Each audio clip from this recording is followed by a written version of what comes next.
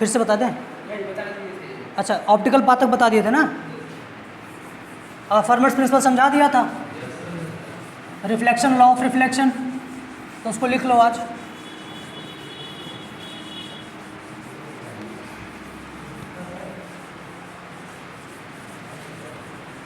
चलो बेटा, ज़्यादा कठिन नहीं है, ज़्यादा कठिन कॉन्सेप्ट इस्तेमाल नहीं किए थे। Speed is equal to distance upon time, sine is equal to perpendicular upon base, और मिनिमाइजेशन का कंडीशन इस्तेमाल किया था। बस ये इस्तेमाल किया था और कुछ भी नहीं। चलो लिखो लिखो।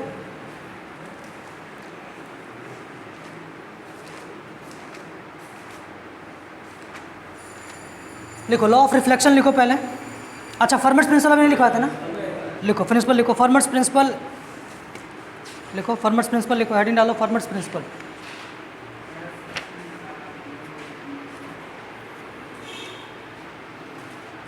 लिखो FERMATS।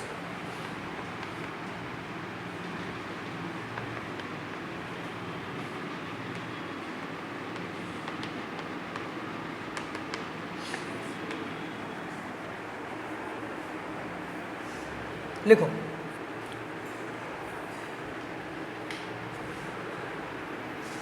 फर्मर्स in 1658, फर्मर्स in 1658,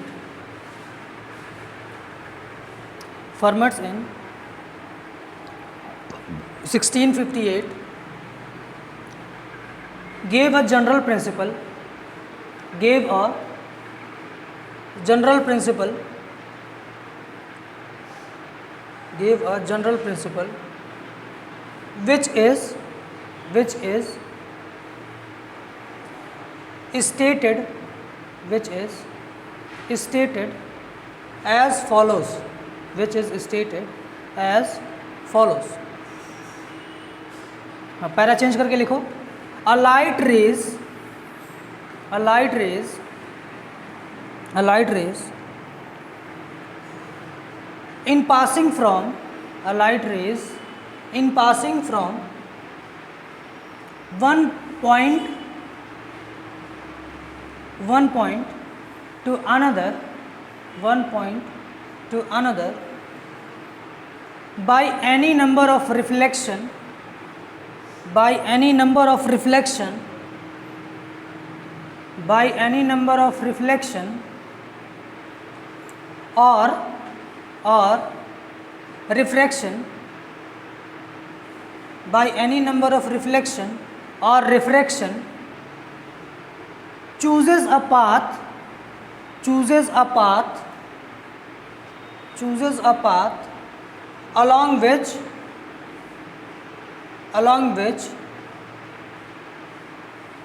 the time taken is the least, is the least or minimum, is the least or minimum. This principle is called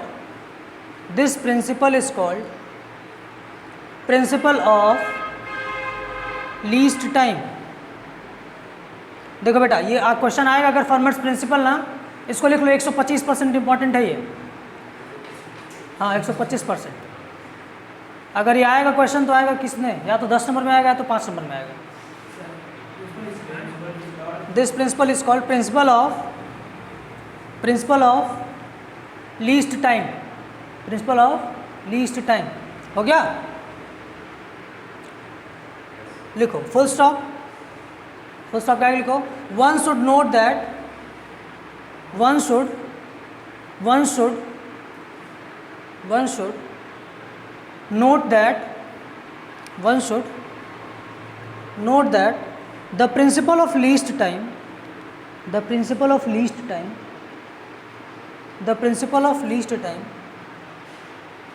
holds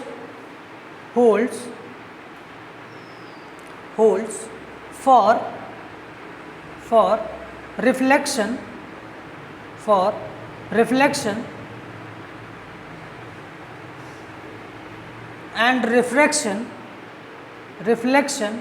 and refraction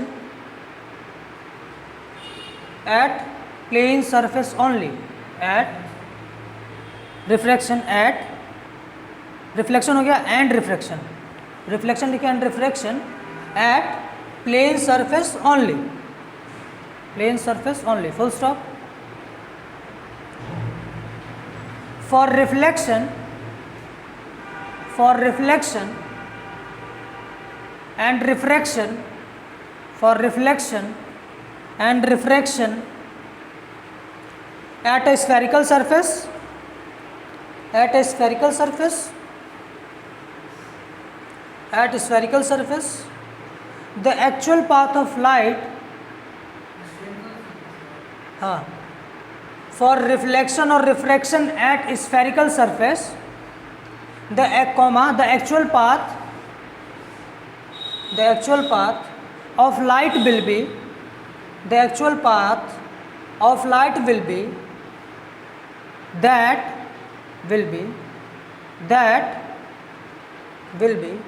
that for which the time taken is either maximum, the time taken is either maximum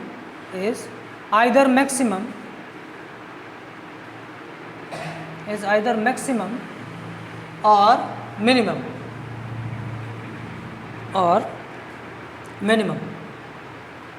comma, but no other value,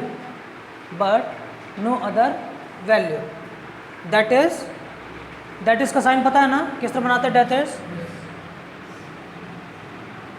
that is the light rays follows a path for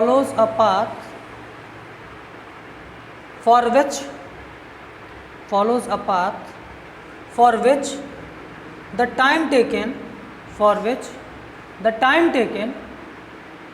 is the extremum,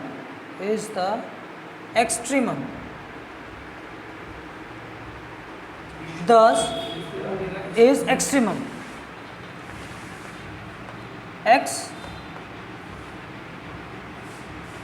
extremum is extremum, EXTREMUM, extremum लिख दिया, full stop. Thus a general statement of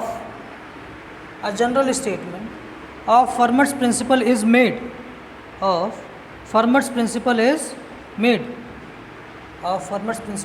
made, comma, लिखो line, next paragraph से लिखो. A ray of light, a principle, Fermat's principle is made,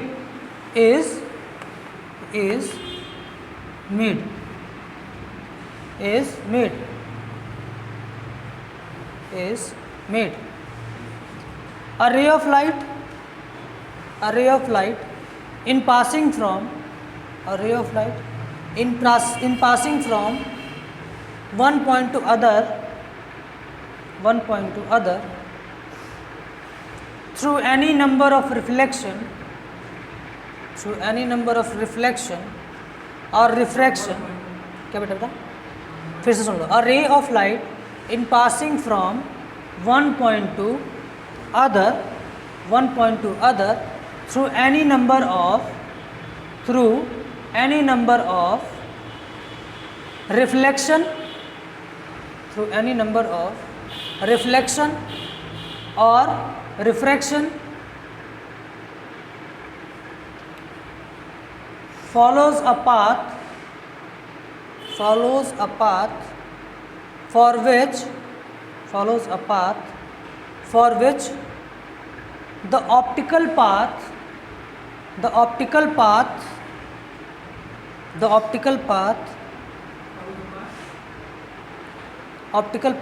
लिख दिया, optical path लिख दिया क्या बेटा, follows a path for which the optical path is either minimum or maximum, that is minimum or maximum, that is extremum, bracket में लिखो extremum, bracket में लिखो एक्सट्रीमम, ब्रैकेट में लिखो, और in other words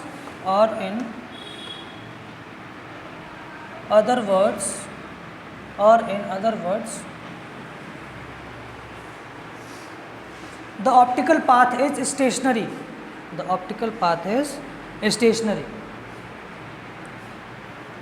तो तुमसे चाहे प्रिंसिपल ऑफ एक्सट्रीमम पाथ पूछे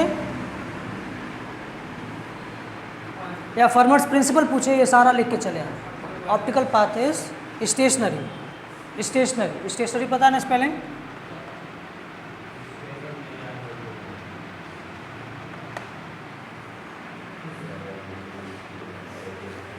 स्टेशनरी हो गया, यहाँ तक हो गया ना बेटा? चलो हाँ ब्रैकेट क्लोज करो। ये था फॉर्मेट। हाँ बेटा 1658 है, 1650 में लीस्ट टाइम का प्रिंसिपल आया था। अजय घटक में 1650 लिखा होगा, तो वो 1650 में formers principle of least time बताया था। इसका जनरलाइजेशन 1658 में हुआ था, ठीक है। अजय घटक 1650 दिया है, general statement of Fermat's principle 1650 दिया है। अरे हम 1658 पढ़े हैं।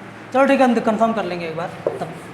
अभी तो हाँ 1658 सही है ना, हम कंफर्म कर लेंगे एक बार, बता दें। चलो इतना समझ में आ गया। चलो अब लॉ ऑफ रिफ्लेक्शन लिखो। लॉ ऑफ रिफ्लेक्शन लिखो। देखो रिफ्लेक्शन पहले रिफ्लेक्शन ही बताया ना, रिफ्लेक्शन अभी क्या बताया? रिफ्लेक्शन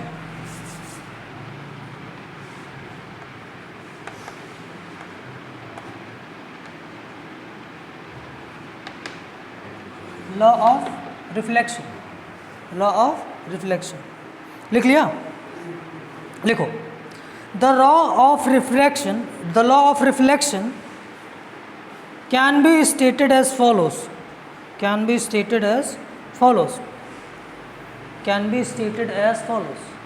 पहला, इससे पहला लिखो stated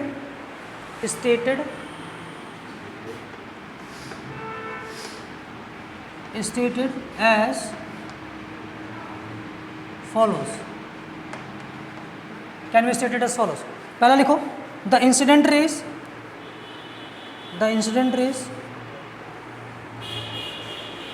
comma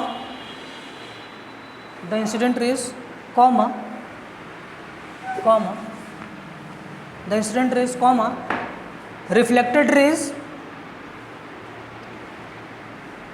and normal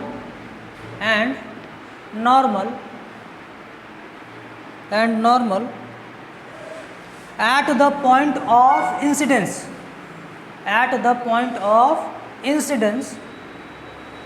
point of incidence, all lies in the same plane,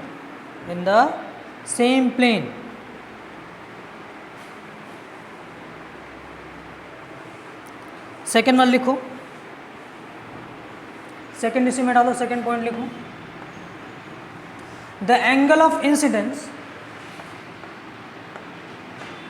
is equal to angle of reflection, the angle of incident is equal to angle of reflection, that is angle I is equal to angle R, और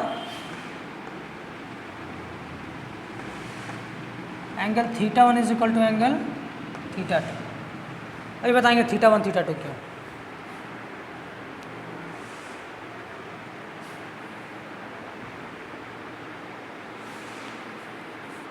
हो गया, लिख लिया, ये लिख लिया। अब लिखो प्रूफ 1।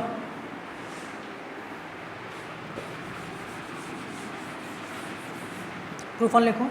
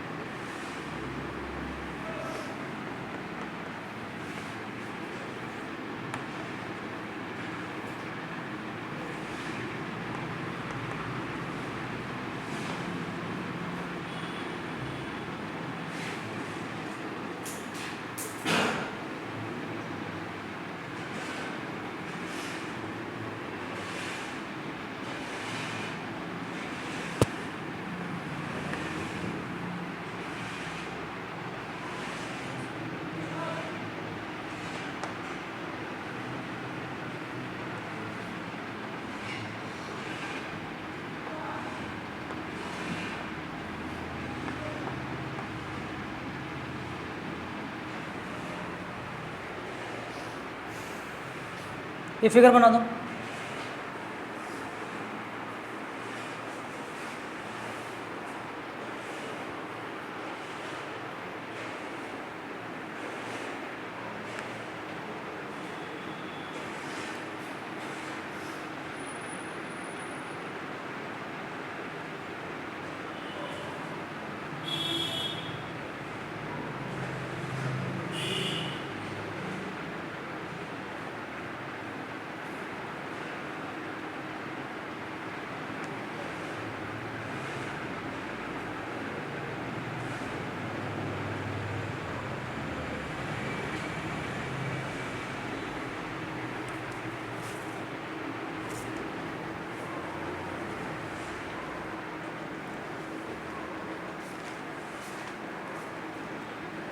लिखो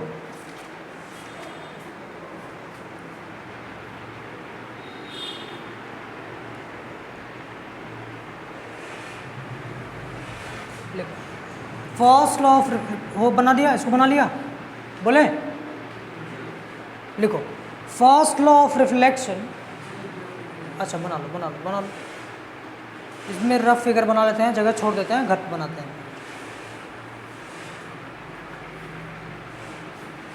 लिखो बोले लिखो the law of reflection, the law of reflection, the first law of reflection can be proved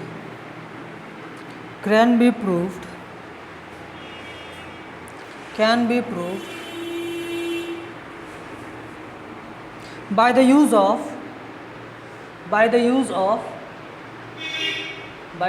of Fermat's principle of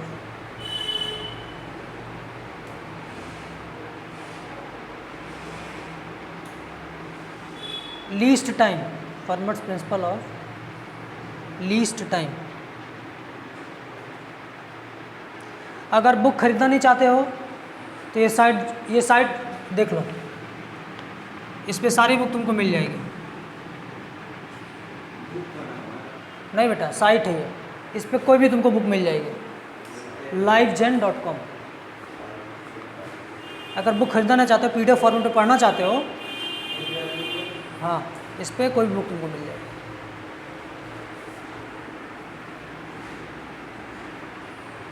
चाहे घटक हो, चाहे कोई ऐसी बुक जो यहाँ ना मिल रही हो, यहाँ मिल जाएगी। ठीक है, लिख लिया? किसी साइट का प्रमोशन नहीं कर रहे बेटा हम इस्तेमाल किए इसलिए बता रहे हैं। ठीक, बच्चों को खोजने में बड़ा दिक्कत होता है किताब उताब, ठीक है, आसानी से इजली मिलता नहीं PDF फॉर्मेट में, और ई फॉर्मेट में पढ़ेंगे नहीं क्योंकि डाटा नहीं होता है। जब डाला इस साइट से डाउनलोड कर लोगे तो आराम से पढ़ सकते हो। ठीक है, चलो लिख लिया? For the proof of first law of reflection we make a figure for the proof of first law of reflection,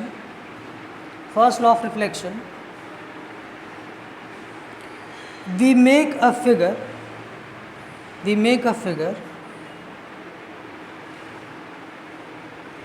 given above. We make a figure given above. We make a figure given above.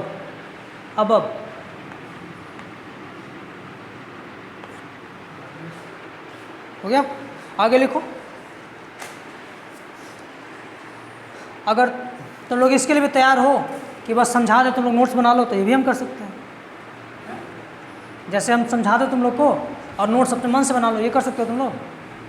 Notes आप PDF form में upload कर दीजिएगा website पे, मतलब ma'am के app पे, PDF format में. अभी फाइल में सब में रहेगा तो समझ आएगा. हाँ ठीक. चलो नोट्स बनवा देते हैं. नोट्स बनवाया जाता है वैसे हर जगह, कस्टमरी है ये कि नोट्स लिखा है. हाँ सही बात है. लिखो चलो लिखो. In the above figure,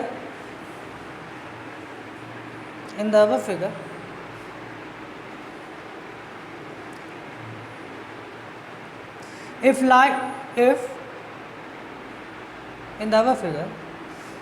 the light is supposed to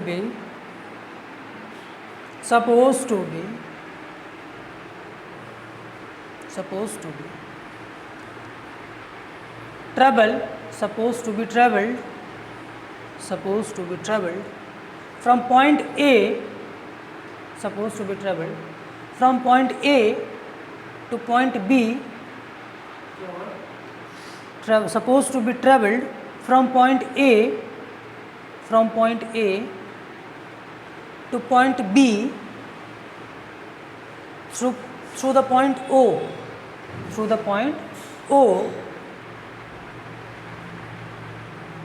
then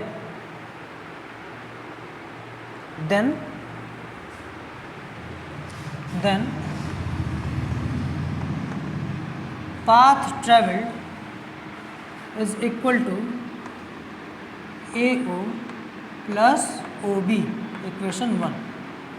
Path travelled is equal to AO plus OB, equation 1. Now again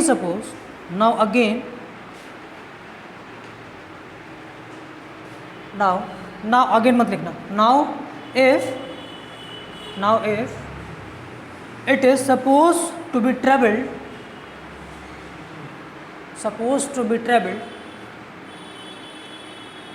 from point A to point B, through point O dash, through point O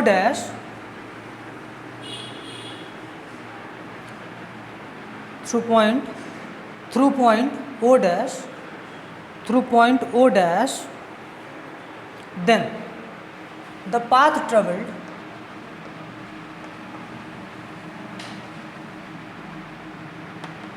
is equal to AO dash plus O dash B, equation 2. AO dash plus O dash B, equation 2 तक लिखो. लिख लिया? लिखो. It is clear from the figure that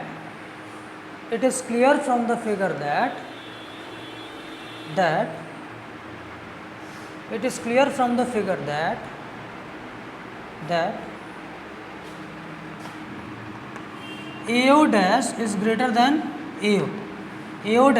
than AO, comma O dash B is greater than OB, equation 3. From the figure it is clear that AO dash is greater than AO, comma O dash B is greater than OB. लिखो. From equation 3 we have AO dash plus O dash B is greater than AO plus OB. From equation 3 we have AO dash plus O dash B is greater than AO plus OB, is greater than AO plus OB.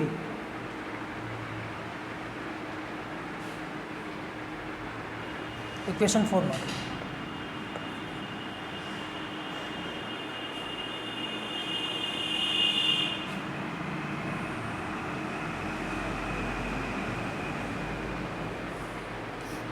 हो गया. देखो from equation 4 from equation 4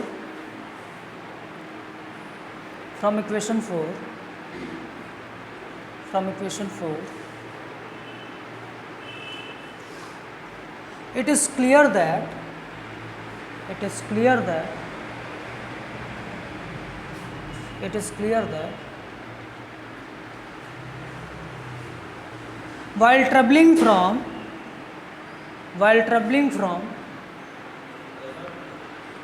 equation 4 it is clear that while traveling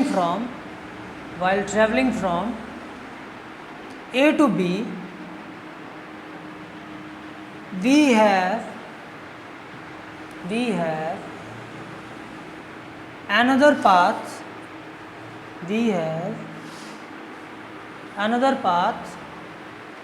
AO dash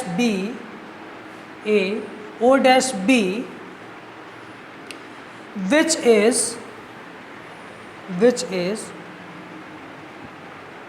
larger than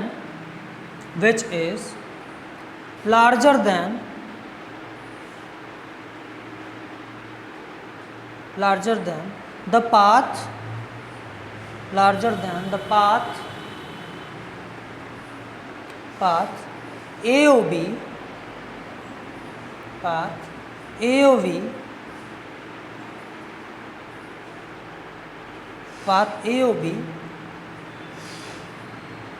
which is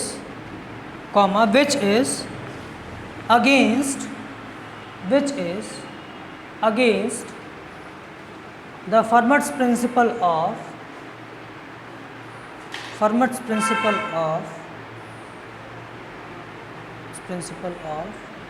least time, Fermat's principle of least time or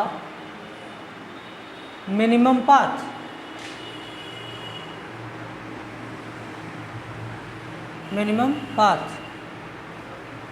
Therefore O dash must lie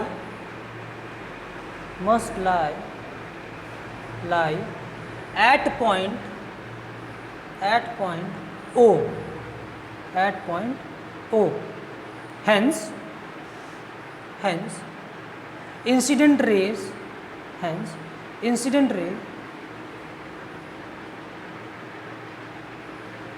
AO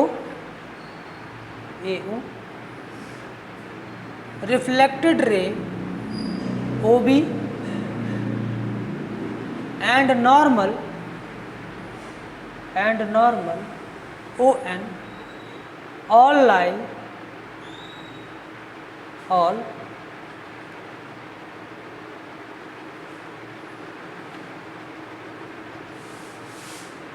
in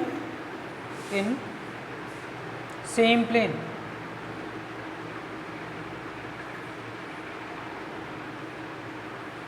बेटा तुम नया था करना, इसको समझ लो. देखो जब light इस पॉइंट से इस पॉइंट में जाएगी, अगर वो O से होके जाए तो पाथ ट्रेवल्ड कितना होगा बेटा, डिस्टेंस ट्रेवल्ड कितना होगा, AO प्लस OB होगा. ये कन्फर्म है. जब O' से जाए तो कितना होगा बेटा, AO डैश और O डैश B होगा.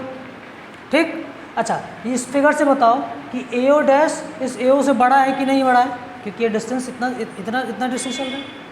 दूसरा O डैश B इस OB से बड़ा है, क्योंकि ये जो सरफेस है ना उसके नीचे पॉइंट लाई कर रहा है. तो ये वाला जो डिस्टेंस ट्रेवल्ड होगा A से O पे, ये वाला ग्रेटर होगा किससे, AO से, बड़ा होगा ना. तो इसका सम भी क्या होगा, इससे बड़ा हो जाएगा ना. बट फर्मर्स प्रिंसिपल क्या बताए थे कि लाइट एक पॉइंट से दूसरे पॉइंट में जाने के लिए उसी पाथ का संचरण करेगी, उसी पाथ को अपनाएगी जिसमें उसको मिनिमम टाइम लगे और मिनिमम पाथ को चलना पड़े। ये तो बड़ा हो जाएगा ना ए ओ बी से, इसका मतलब मिनिमम पाथ कौन है, ए ओ बी है ना। तो इसका मतलब क्या, ये ओ डैश किस पे लाई करेगा, ओ पे लाई करेगा, है ना। जिससे ये क्लियर होगा कि ए ओ, ओ बी और ओ एन क्या होंगे, एक प्लेन में लाई। हाँ बेटा, किस में, हाँ यही क्वेश्चन सेम अराइज हुआ था। ओ डैश चला जाएगा ना यहाँ, बना सकते, तब वो प्लेन में कैसे लाई करेगा, रिफ्लेक्ट ही नहीं होगा, जब सरफेस ही नहीं रहेगा तो कैसे रिफ्लेक्ट करेगा, क्या, अच्छा इसी में बना दोगे। अरे ये पॉइंट प्लेन में नहीं है, ये पॉइंट ये सर ये मिरर है द्वारा ना, ये यहाँ पे लाई कर रहा है हाँ। तो अगर मान लो कि इसको हम यहाँ कंसिडर कर लें, सपोज दैट यहाँ कंसिडर करते हैं, तो रिफ्लेक्शन का कोई प्रोबेबिलिटी होगी जब सरफेस ही नहीं लाई करेगा तो। अच्छा तुम यहाँ कह रहे हो ना, यहाँ पे नहीं समझ पा रहे हो, चलो ये अगर थिक मिरर है तो तुम इस सरफेस की बात करो और इस सरफेस की बात करो, यही कर रहे हो ना। ये वाला अगर पॉलिश्ड है तो क्या होगी, लाइट इस पाथ से भी जाएगी, जा सकती है, और इस पाथ से भी जा सकती है, तब ये वाला पाथ क्या होगा, मिनिमम पाथ होगा। समझ में आया, तुम ये कह रहे हो ना। और हम क्या करें, इसको मिडिल पॉइंट में कंसिडर कर लें एक पॉइंट, और इस वाले पॉइंट को जो तुम ऊपर वाला कंसिडर करो कि ओ डैश ऊपर मान लें, तो फर्स्ट सरफेस से तब ये वाला पाथ क्या हो जाएगा, मिनिमम पाथ हो जाएगा। सर किसी भी सतह पे उसका फर्स्ट पृष्ठ पे ही रखते, रिफ्लेक्शन फर्स्ट पृष्ठ पे भी होता है। देखो थिन और थिक मिरर का दो कॉन्सेप्ट आता है। पहले अगर लाइट अगर थिक मिरर पे अगर गिर रही हो, ठीक है, तो क्या करती है, यहाँ से रिफ्लेक्ट तो होगी बट ट्रांसमिट भी करती है। ये हम पढ़ाएंगे कब में, जब थिन फिल्म पढ़ाएंगे तब इसमें एक कॉन्सेप्ट आएगा। तो ये रिफ्लेक्शन एक होगा और एक ट्रांसमिशन होता है। क्या होता है, ट्रांसमिशन होता है। फिर ये क्या करती है, लोअर रे से क्या करती है, रिफ्लेक्ट करती है। इस केस में मिनिमम पाथ क्या होगा, यही तो होगा मिनिमम पाथ, ये नहीं होगा ना, क्योंकि ये वाला पाथ तो बड़ा हो गया ना। समझ रहे हो, जो तुम्हारा क्वेश्चन यही था ना तुम्हारा बेटा, कि हम अगर इसको बीच में कंसिडर कर लें, इसको पहले पृष्ठ पे उसी प्लेन में कंसिडर कर लें, तो ये वाला पाथ क्या होगा, मिनिमम पाथ होगा। उस केस में भी वो एप्लीकेबल है फॉर्मेट प्रिंसिपल। ठीक है, समझ आया बेटा। चलो इतना हो गया ना बेटा, समझ में आया, पक्का ना, यही क्वेश्चन पूछे था ना तो। चलो क्या बेटा, 125%, 125% समझ में आ गया। अच्छा, हमको लगा तुम कहोगे 200% समझ में आ गया। लिखो प्रूफ 2 लिखो।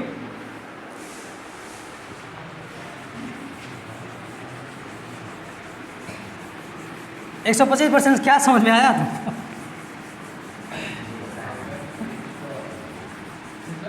Formers principal. लिखो प्रूफ 2 लिखो।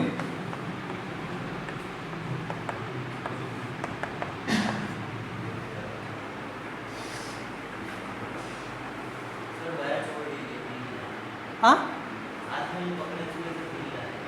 हिल रहा है, ठीक है ना। अच्छा यहाँ तक हो गया ना। अब लिखो प्रूफ 2 लिखो, उसके लिए फिगर बना लो। अब इसमें कंफ्यूजन नहीं होगा, देखो अब ये थिन मिरर ले लिया हमने।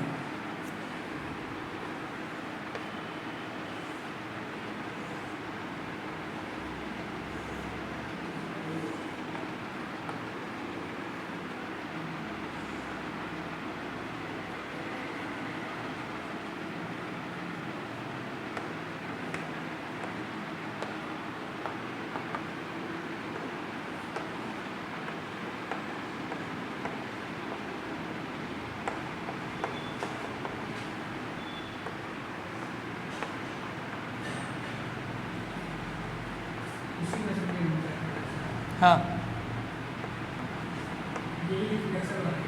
रिफ्लेक्शन का सेकंड प्रूफ है, incident angle of incidence is equal to angle of reflection. क्या बेटा,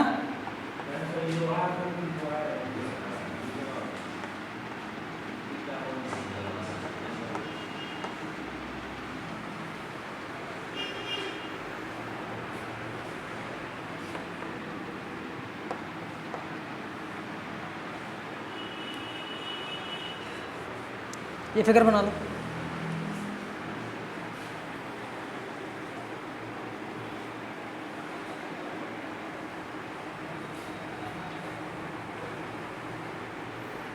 अब लिखो, बना लो बना लो बना लो।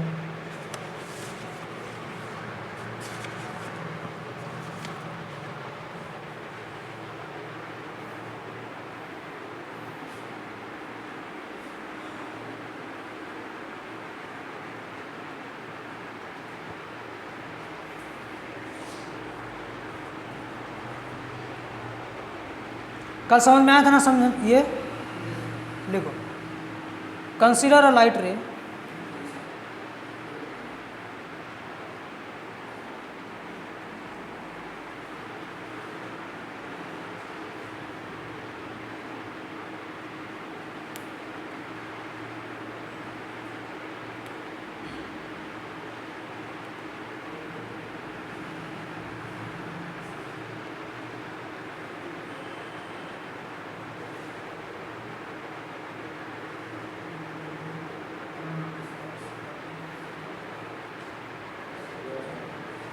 हो गया?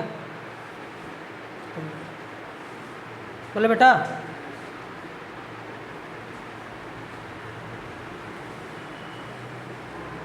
लिखो, कंसीडर अ लाइट रे, कंसीडर अ लाइट रे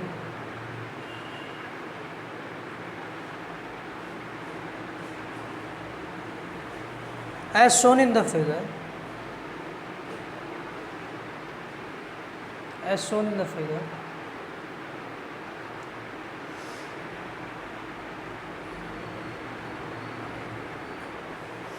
starting at point A, starting at point A,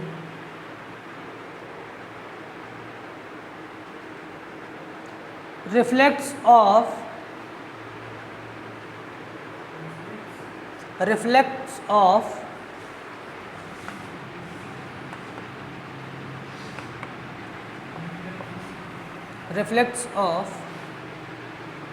the surface, reflects of the surface at point P, surface at point P reflects of the surface, हाँ बेटा ये तभी जल रहा है क्या? reflects of the surface at point O, P लिख दिया क्या? O, at point O लिख, at point O, point O लिख दिया। before arriving at point B, comma,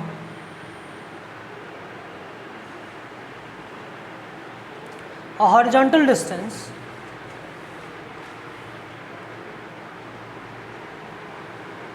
traveled is L from point A.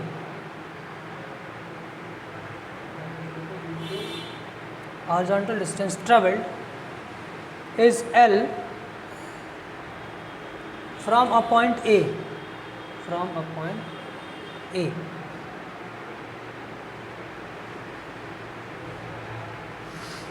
Full stop. We calculate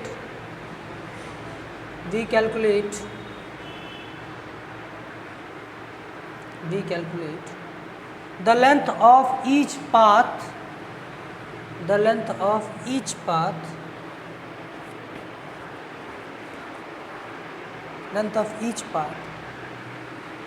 and divide the length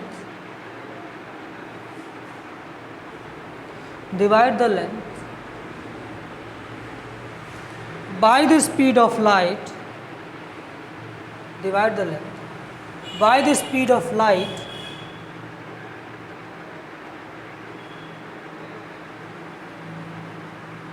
by the speed of light to determine the time required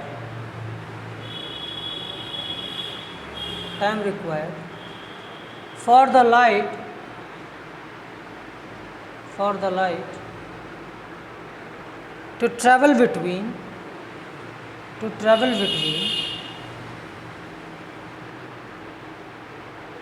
the 2 points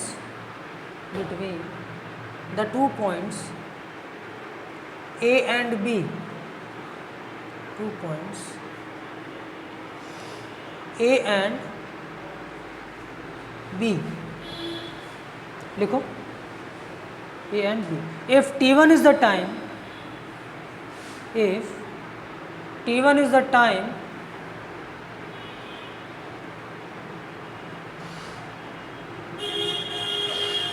required for the light, T1 and T2 is the time, T1 and T2 is the time, required for the light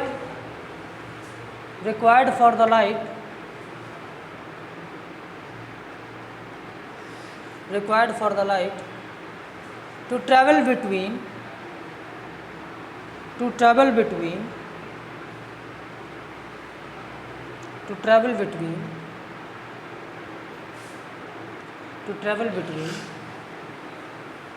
point A to O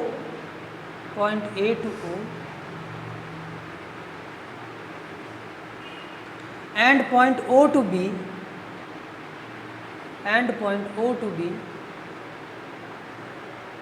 respectively.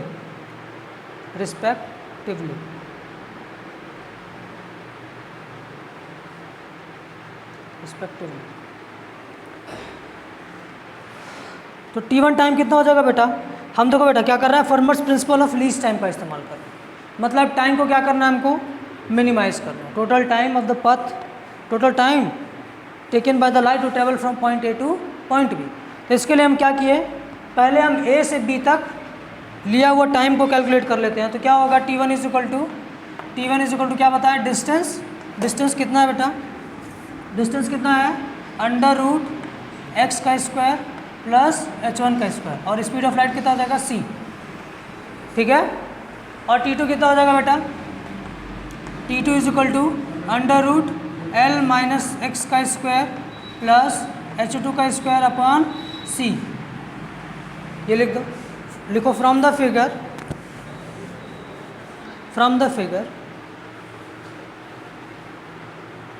T1 is equal to this, from the figure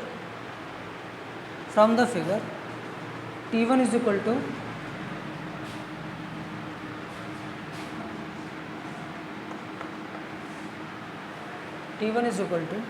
और T2 is equal to लिख दो। ये समझ में आ रहा है ना बेटा, कहाँ से आया तुमको बेटा, तुमको समझ में आ रहा है कैसे आया बताओ, √x square plus h1 square कैसे आया। देखो बेटा, ये डिस्टेंस हमने क्या कंसीडर किया, ये डिस्टेंस माना है हमने कितना है बेटा, x है ना, और ये परपेंडिकुलर डिस्टेंस कितना है बेटा, h है, h1 है।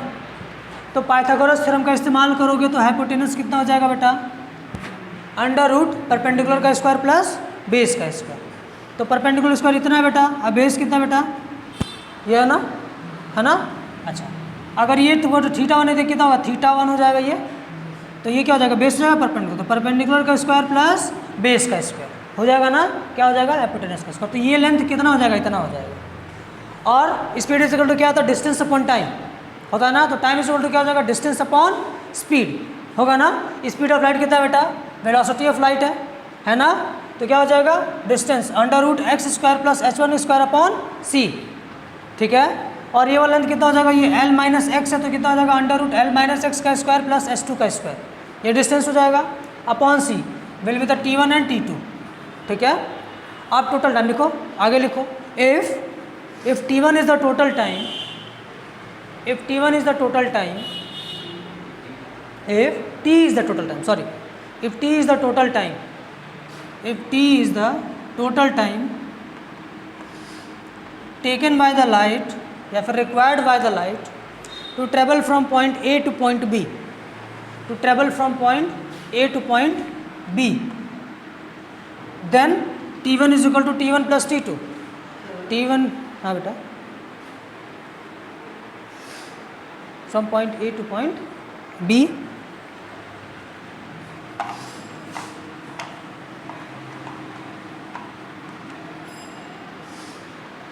Then t is equal to t1 plus t2, t is equal to t1 plus t2। लिखो from equation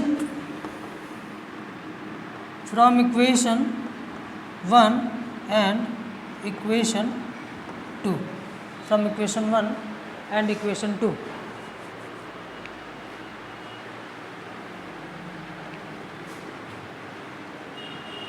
from equation 1 and equation 2।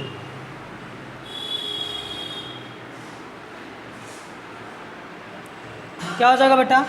t is equal to under root x का square plus h1 का square by c plus under root l minus x का square plus h2 का square by c। देखो ये concept of minimum time से है ना, concept of least time से है ना। एक proof concept of minimum path से भी होगा। यूनिवर्सिटी में उसी से कराया गया है, गोरखपुर यूनिवर्सिटी में उसी से कराया गया, मिनिमम पाथ से कराया गया। अब मिनिमम टाइम से कराया तुम लोग, ठीक है? तो मिनिमम पाथ से भी तुम लोग चाहोगे तो हम नोट अपलोड कर देंगे, उसमें तुम लोग देख लेना, ठीक है? ठीक, मिनिमम पाथ। तो मिनिमम पाथ जरूरी नहीं है, इससे प्रूव करो चाहे मिनिमम पाथ से प्रूव करो, दोनों एक ही बात है, ठीक है? लिखो बेटा, यहाँ तक लिख लिया तो t इज इक्वल टू इतना लिख लिया। अब आगे लिखो, इसको इक्वेशन 3 डाल दो, इसको इक्वेशन 3 डाल दो। जब लीस्ट टाइम तो जाहिर सी बात है मिनिमम पाथ ही होगा वो, तो चाहे इससे प्रूव करो चाहे उससे प्रूव करो। एन सुब्रमण्यम में मिनिमम पाथ से दिया हुआ है और जॉय घटक में मिनिमम टाइम से दिया हुआ है, ठीक है? चलो लिखो, to minimize the time, to minimize the time, to minimize the time given in equation 3, given in equation 3 we set the derivative, we set the derivative, we set the derivative of time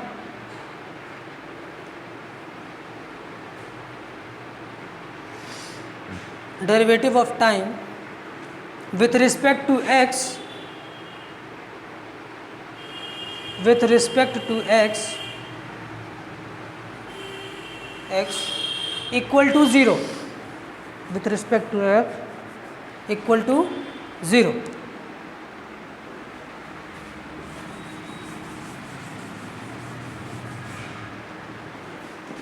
देखो बेटा क्या करना है, इसको x के respect में differentiate करना है, तो कितना हो जाएगा dt upon dx is equal to क्या हो जाएगा x upon c into under root x का स्क्वायर प्लस h1 का स्क्वायर। ये समझाते कैसे आया था?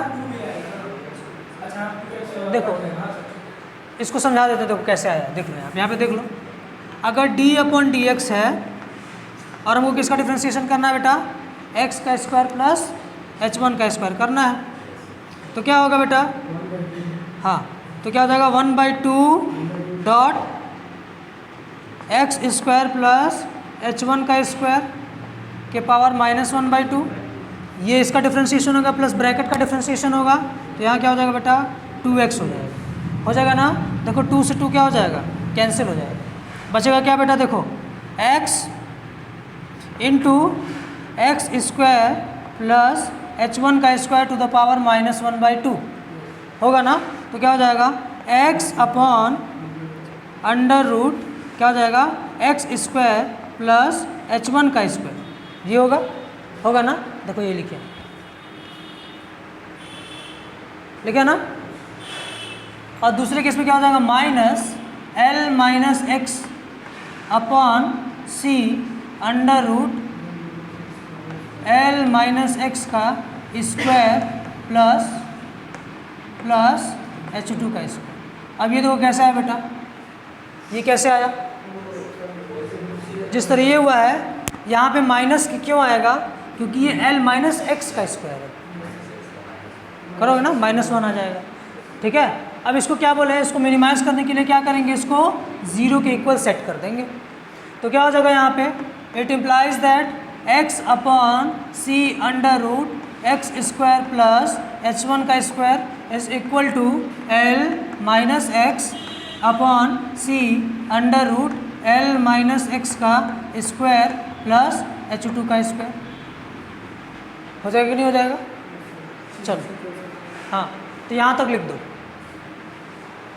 तुमको समझ आ रहा है बेटा? पक्का ना? चलो यहाँ तक लिख दो।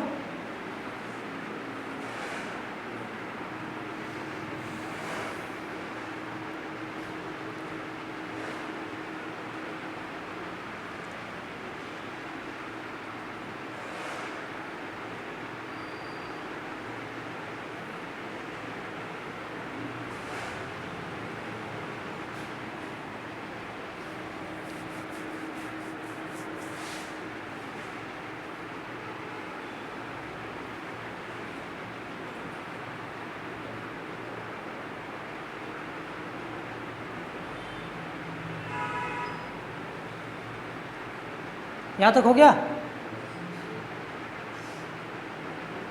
इसको इक्वेशन 4 मान लो, 4 मान लिया, ठीक है। अब लिखो नाउ वी यूज, लिखो now we use the definition of sine, definition of sine as side over hypotenuse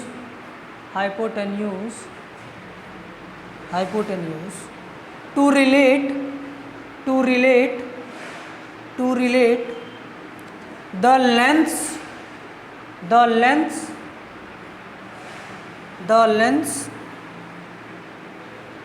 to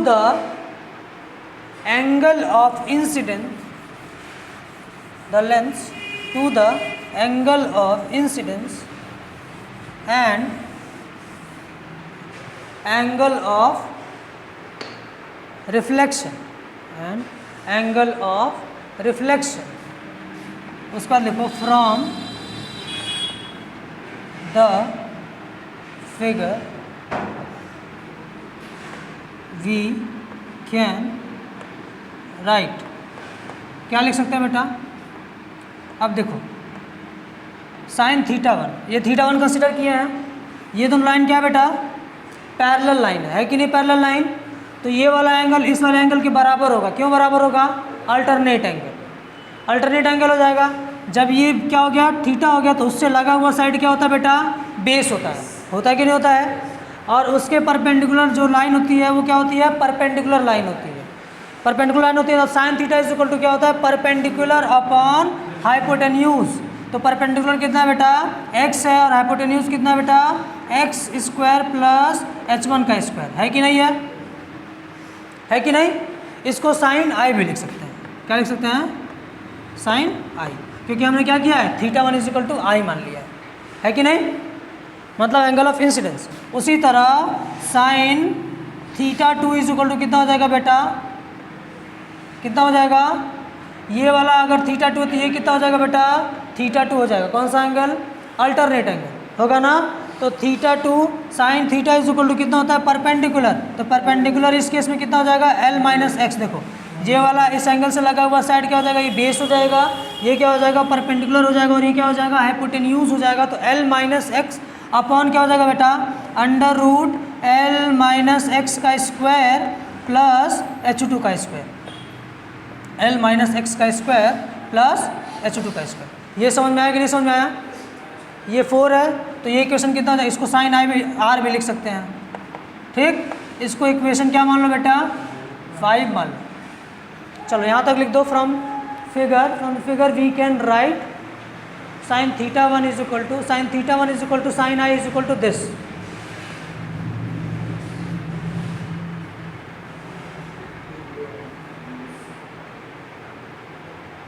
अरे यार बड़ा दिक्कत है।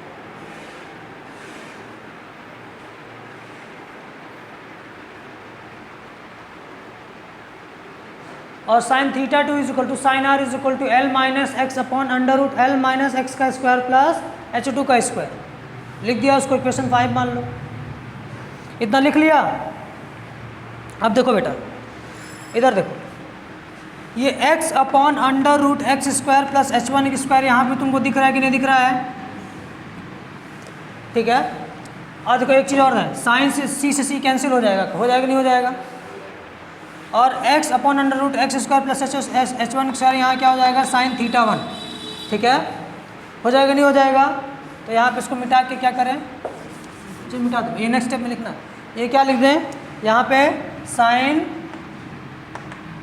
थीटा 1 लिख दिया। समझ में आ रहा है ये?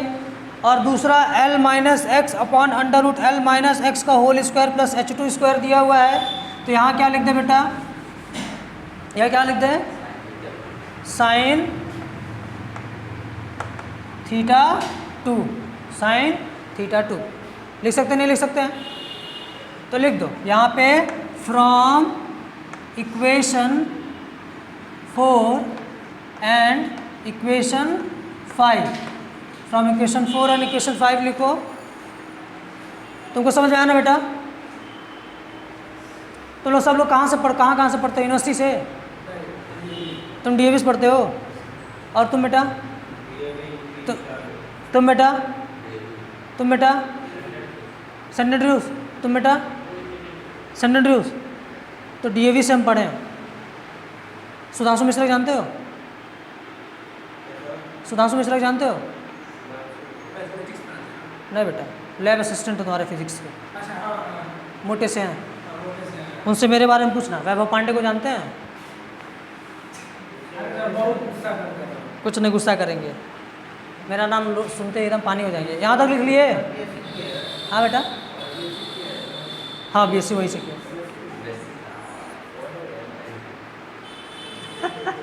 Sign theta 1 is equal to sine theta 2, वहाँ के टॉपर थे हम बेटा। Sine theta 1 is equal to sine theta 2 हो गया। If sine A is equal to sine B, तो थीटा 1 इज इक्वल टू क्या हो जाएगा बेटा? थीटा 2 हो जाएगा। यहाँ लिख दो, since sine A, if sine A is equal to sine B, ये थ्योरम पढ़े थे, sine A is equal to sine B, तो क्या हो जाएगा? A is equal to then A is equal to B. ये पढ़े हो नहीं पढ़े हो? पढ़े हो ना बेटा? ये नहीं कि साइन थीटा साइन से साइन काट दिया, ये नहीं। ठीक है, sine A is equal to sine B, तो A is equal to B, तो theta 1 is equal to theta 2 और i is equal to r. लिख सकते हो नहीं लिख सकते हो?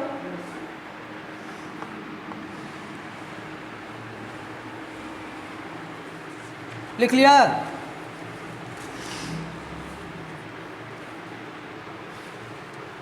लिखो, इसको कौन सा क्वेश्चन दिया बेटा? 5 है तो ये 6वां हो जाएगा। लिखो, from equation 6 it is clear that, from equation 6 it is clear that angle of incidence is equal to angle of reflection is proved angle of incidence is equal to the angle of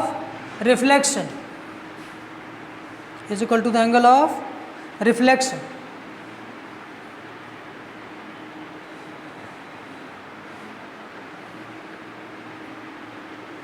which is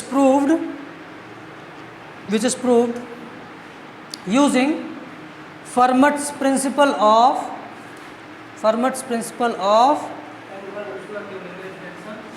which is being proved from, yeah, which is being proved using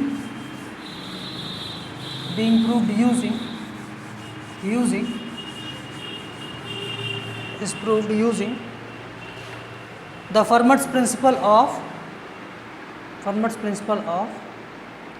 least time. Fermat's principle of गया? समझ में आया सारा? कल next कल जब हम next class में उसमें क्या आएगी?